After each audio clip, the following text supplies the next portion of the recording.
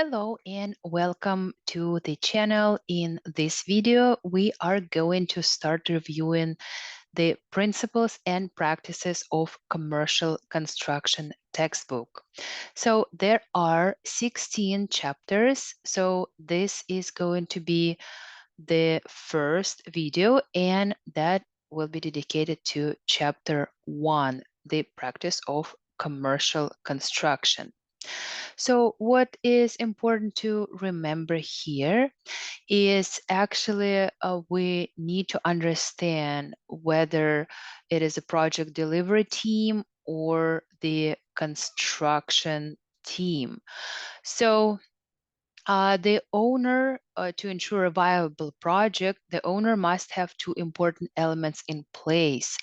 The owner needs to have funds for the project, and the owner needs to have a site. So once these items are in place, the owner selects an architectural firm to design, and then the construction team after that to construct the project. So the construction project may take months or even years. And also before that, it goes through the approval of the authority having jurisdictions. So the owner needs to make sure that the proper planning and design of the proposed structure is taking place. And also the owner needs to make sure that a lot of testing, soil sampling, evaluation happen before that, because the site needs to be evaluated, the programming needs to happen, and a lot of other things too. So the general contractor depends on various subcontractors to supply specialty items such as piling, reinforcing steel, structural steel, precast concrete, roofing, cabinets, doors, windows, etc.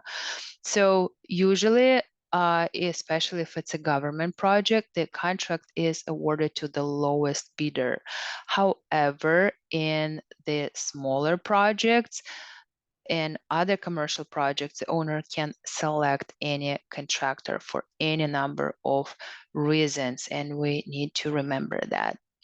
So, as far as the project delivery process, each player on the project delivery team has a specific and very important role to play in the completion of the building. So, for example, the architect and the team of engineers, such as civil engineers, structural, mechanical, electrical engineers, and other disciplines that will be important for this or that project, such as interior designer, acoustic, sustainability, and so on. So they will collectively participate in the design efforts. And then when the general contractor is awarded a contract, the project team becomes the sole responsibility of that contractor. So all work that is done must be in accordance with the construction documents, such as drawings and specifications that are prepared by the architect. So if additional costs arise from errors or omissions on the drawings or changes in construction are requested, these are negotiated with the owner's representative or owner's rep as extras to the contract. So when we talk about the contract for construction, there are numerous ways in which a commercial constructor or contractor may be engaged to construct a facility. So the most common ones are actually promulgated by the American Institute of Architects, or AIA. So those contracts are A101. That's the standard form of agreement between owner and contractor, whereas the basis of payment is a stipulated sum. Then there is A102 and A103 and other ones, but we are going to take a look at A102, and that's the standard form of agreement between owner and contractor, where the basis of payment is the cost of the work plus a fee with a guaranteed maximum price, or GMP. Then A103 is a standard form of agreement between owner and contractor, where the basis of payment is the cost of the work plus a fee without a GMP. So that's important to remember. Then also, it is accompanied by the AIA document A201. That's the general conditions of the contract for construction. And please remember that there are no contractual obligations between the architect and the contractor or general contractor. So, and that goes through the owner unless it's a design build entity, but we'll talk about that a little later. So there are other there are other methods of contracting through a similar series of forms by the Engineers Joint Contract Documents Committee, or a joint venture that's a joint venture of 4 major organizations of professional engineers and contractors, and they include the following: the American Council of Engineering Companies, then the National Society of Professional Engineers, then the American Society of Civil Engineers Construction Institute, and the Associated General Contractors of America, or AGC. So there are standard forms of agreement, but like I mentioned earlier, the most popular ones are by the AIA. So what is important to remember here are a few terms. So it is important that contractors pay close attention to the provisions of the contract. A lot of uh, actually conflicts can be avoided if there are any disagreements, if people and all the parties read the contract properly and read everything before they sign it. So standard contract forms such as the AIA forms should be viewed by an attorney to determine if their provisions comport with the standard practices of the contractor. If not, the provisions should be negotiated to achieve parity and concurrence. Quite often, the contractor is mostly concerned with the payment terms, and the other terms and conditions of the contract will receive less scrutiny than would be appropriate. So always pay attention to what you're signing. So a provision of a contract that often causes problems is bonding. So there are generally 3 types of bonds that are applicable to construction projects. The first and more important is the performance bond. So then the payment bond, and then the bid bond. So a bond actually is a guarantee of completing a specific promise from the contractor to the owner. So for example, a performance bond, that's the promise to perform the construction in accordance with the contract, which includes plans, specs, and building codes. As far as the payment bond goes, the contractor promises to pay its subcontractors so that the owner will not incur liability for those subcontractors for the work they have performed but were not paid by the contractor. And the bid bond protects the owner by guaranteeing compensation for additional expenses incurred by having to rebid the project in the event that the first successful bidder does not enter into a contract with the owner. So also, when we talk about the contracts, we need to understand the mechanism and the review. So in order to understand the implication of the involvement in the contract, you must first know what a contract entails. So when we refer back to the legal definition, a contract is an agreement with specific terms between 2 or more persons or entities in which there is a promise to do something in return for a valuable benefit known as consideration. So The existence of a contract requires the following factual elements. There is supposed to be an offer, and this is usually in the form of a proposal to provide services. Then an acceptance of that offer, which results in a meeting of the minds, preferably by signature of the client on your contract form, but it can also be like an oral agreement. Then a promise to perform, and usually that contained in a statement of a scope of services and other proposal statements. Then a valuable consideration, that means that you expect to get something in return for your services. Um, so that is the payment terms and conditions. Then time or event when performance must be made. So you need to meet the deadlines, meet the commitments. Then terms and conditions for performance, including fulfilling promises. So preferably this would be your standard terms and conditions, and also performance if the contract is unilateral. So you have to do what you say you will do, or you will be in breach of the contract.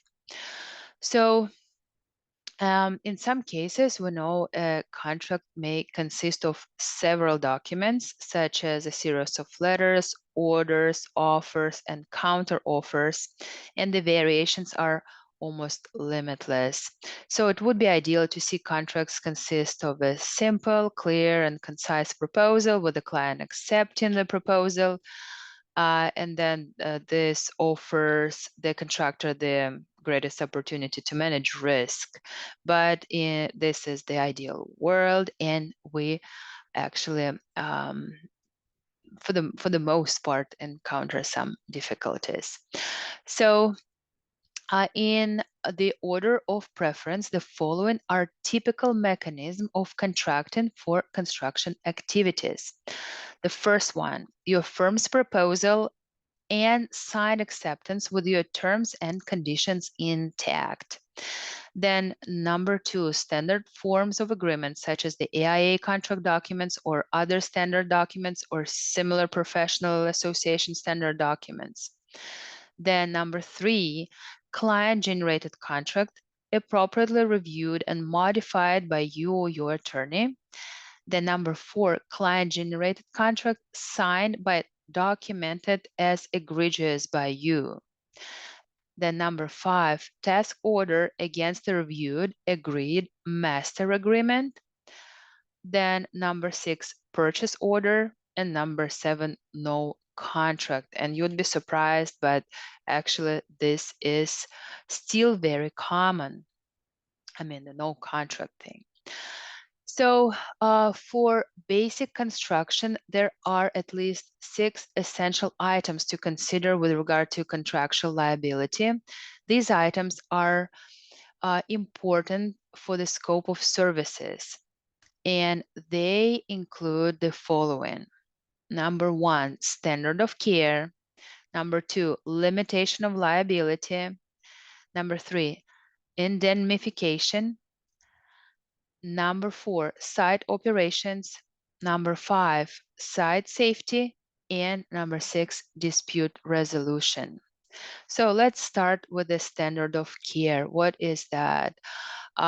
This term is often applied only to those in a professional capacity, such as design professionals or architects.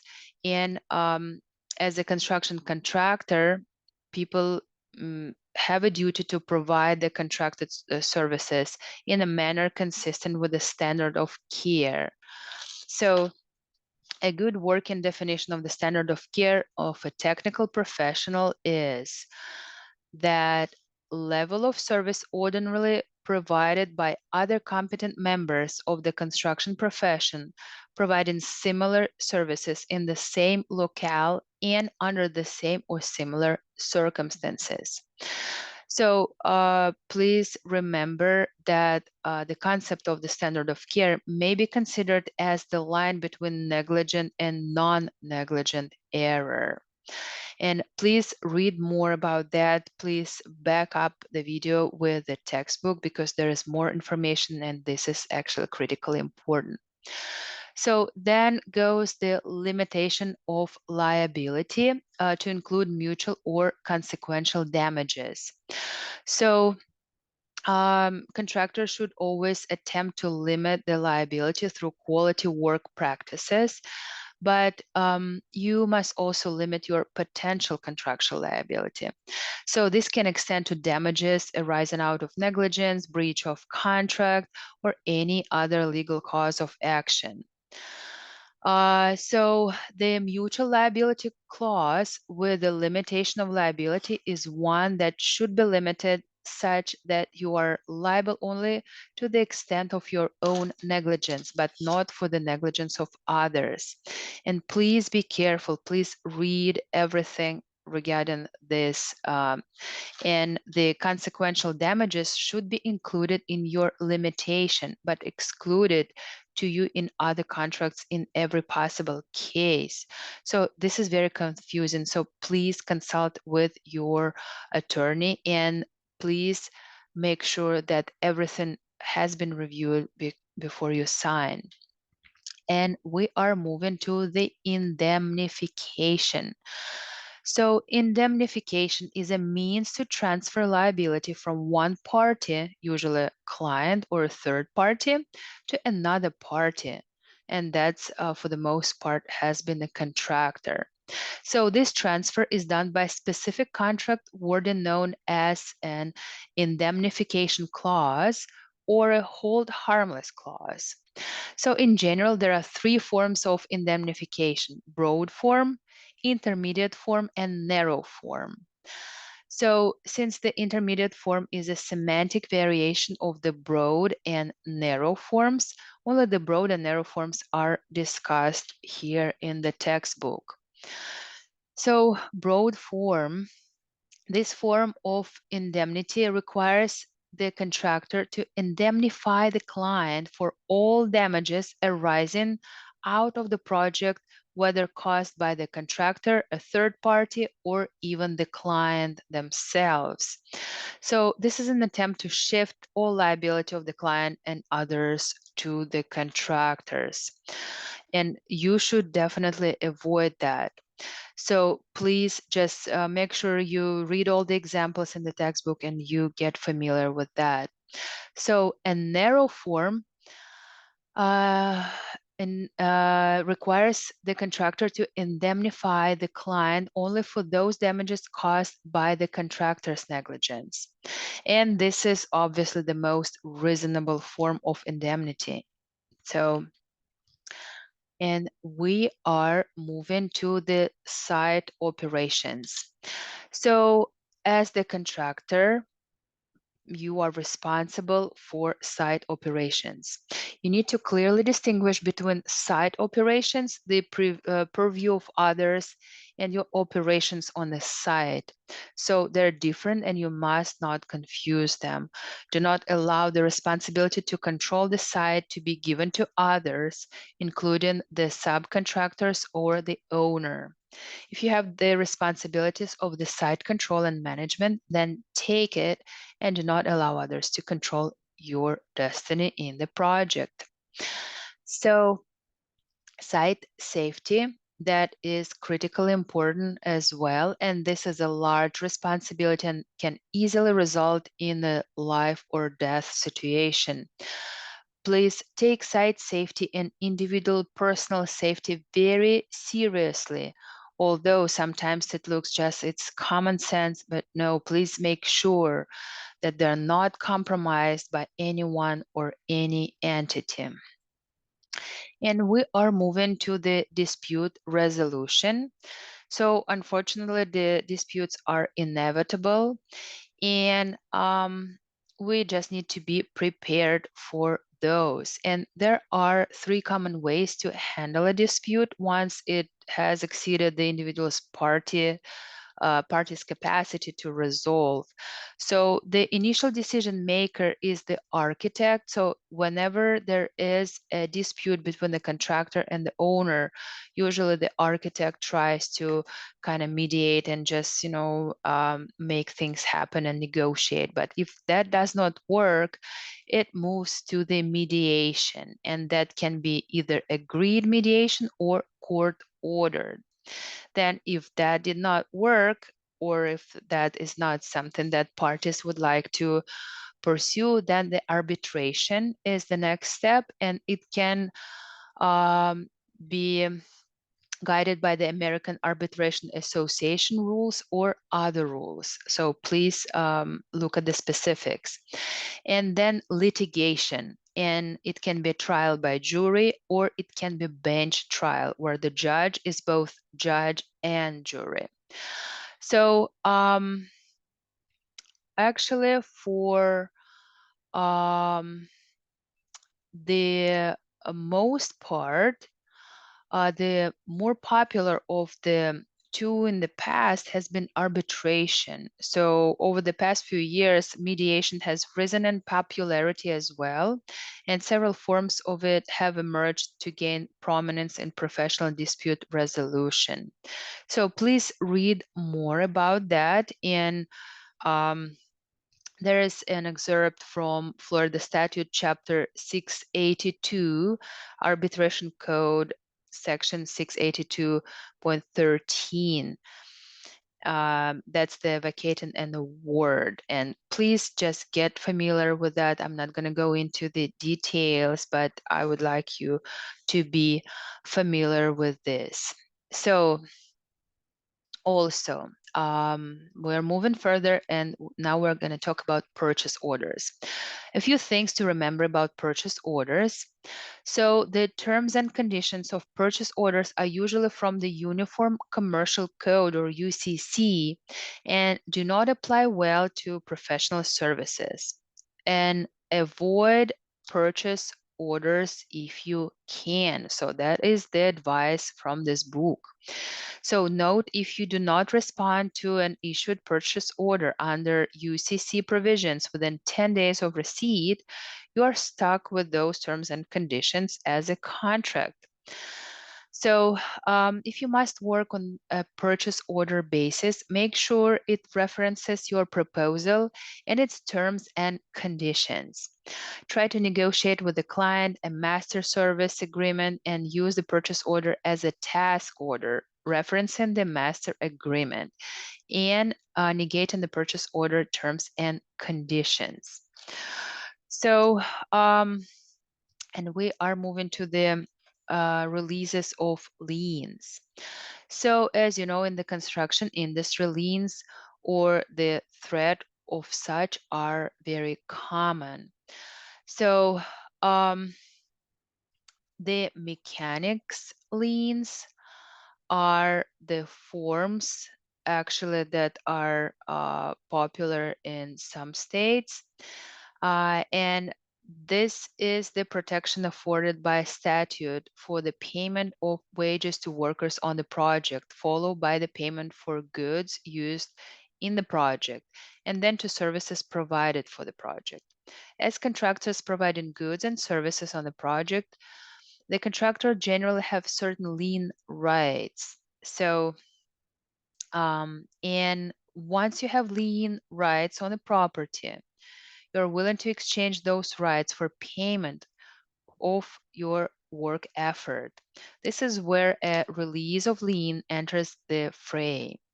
The problem comes in when a subcontractor, material supplier, or even the owner wants to also throw in a few extra terms, releasing them from all claims for everything. This is not appropriate, and you must carefully review these for such craftiness.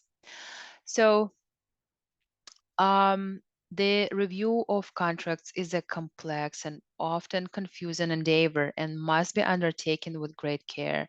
So please remember, it's usually advisable to engage an attorney for contract review. However, as a contractor, you should be aware of the provisions and understand the general language of the contract in order to better serve your company's interests. So, also, what else we see in chapter 1 is plans and specifications. So, plans or drawings or blueprints and specifications are the architect's instruments of service. So, and there has always been a dilemma, what is more important, the plans or the specifications? And the um, answer is actually neither prevails. So, if there is a conflict or if there is some misunderstanding, it is always good to send an RFI or request for information to the architect. So if there is a discrepancy between the specification and the drawing, the contractor usually sends the RFI and the architect registers them and responds to that. So, and if there is some specific clarification needed, then and if it happens before bidding, then the architect publishes the addenda where he actually lists all those answers to the questions that the potential contractors, the bidders, may actually ask.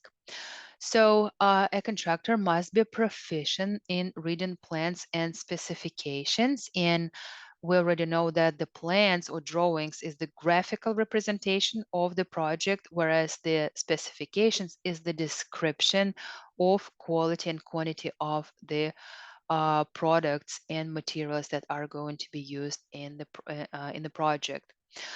So let's talk about codes and standards a little bit. So we know that commercial construction projects in the US and Canada are generally required to comply with the building codes. And we need to remember here the abbreviation AHJ, or the authority having jurisdiction.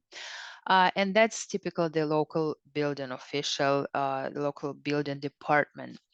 So in the US, the accepted national model code is the International Building Code, or IBC. So this document and its allied documents such as the IPC, or International Plumbing Code, or IMC, or International Mechanical Code, they're produced by a private for-profit corporation, ICC. So in Canada, the National Building Code of Canada is its model code, and this document is produced by the National Research Council Institute for Research in Construction, a department of the Canadian government. So, building codes in the US are currently on a 3-year revision cycle, while the Canadian codes are on a 5-year renewal cycle. Building code generally sets forth the minimum requirements for design and construction. So for the design professional, the code gives a starting point from which to develop designs that are code compliant, progressive, and cost effective for the owner. For the contractor, the code establishes a minimum performance requirement for the development of means and methods responsive to building the design. So let's talk a little bit about the difference between codes, standards, specifications, and regulations. Those terms can be closely intertwined. That is sometimes difficult to tell the difference. So, a standard is usually a consensus document that outlines certain criteria for materials, methods, or performance results that only becomes legally binding when referenced within the code. So, and there are so many construction standards by various standard producing organizations such as ASTM, the ACI, the Canadian Standards Association, the American National Standards Institute, and others. So regulations are similar to codes in their statutory effect, but they are often contained directly in statutes or laws, or are contained in administrative codes or regulations that are prepared and enacted in a manner similar to developing a law. So, for example, and the main reason is actually safety. So, when we want to see the difference between a code requirement and the regulatory requirement, consider a site-specific condition of a setback line. So, for example, there are coastal setback zones or just coastal setbacks, and that is something that, um, for example, for the environmental protection of features such as dunes and vegetation, and to prevent the excessive erosion, there are larger setbacks. So we really need to consider a lot of different things before we design and construct the building. And please follow the most stringent code and regulation. So, and we are moving to the developing of codes and standards. And like I mentioned, the codes are usually reviewed with the terms of 3 or 5 years, depending on the country in the North America. And code changes often start as technical provision changes, usually out of necessity to correct a deficient provision. So deficiency might be a clear technical failure, such as when studies compellingly show that factors or coefficients previously used to determine wind loads on structures were incorrect and need to be changed. Or it might be a result of progressive evolution of materials science or a body of knowledge to apply materials such that the old provisions are outdated. So, in standard development is similar to co-development, and the primary difference is that once a consensus of the standards committee or subcommittee is reached, the version of the standards typically voted into existence.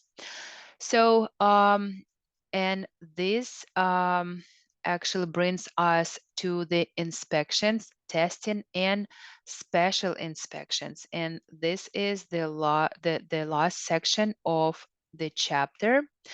So let's take a look at the difference. So testing, what is testing?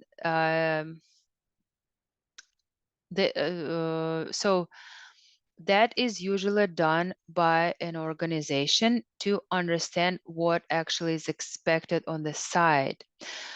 So, and the inspections are provided by the authority having jurisdictions or AHJ or building officials.